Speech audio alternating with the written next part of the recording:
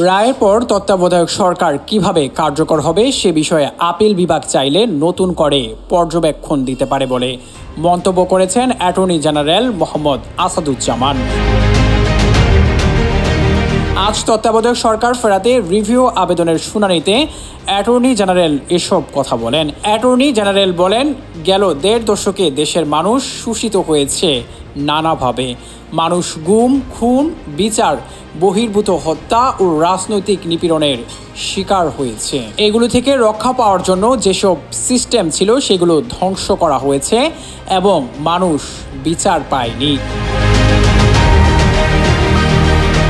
যার কারণে এই গণ অভ্যুত্থানে আওয়ামী লীগের পতন হয়েছে।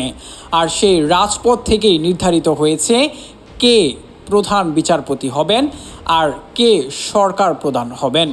জনগণের এই ক্ষমতাকে কোনোভাবেই অবজ্ঞা করার সুযোগ নেই। এসব অবজ্ঞা করলেই বিপ্লবের সৃষ্টি হয়। এর আগে প্রধান বিচারপতি ডক্টর সৈয়দ রেফাত আহমেদ বলেন, তত্ত্বাবধায়ক সরকার ফিরিয়ে দিয়ে সাময়িক সমাধান দিতে চায় না আপিল বিভাগ। নির্বাচনকালীন তত্ত্বাবধায়ক নিয়ে কার্যকর সমাধান চায় আপিল বিভাগ। Enamul Hossain Bappi, news 21 news desk.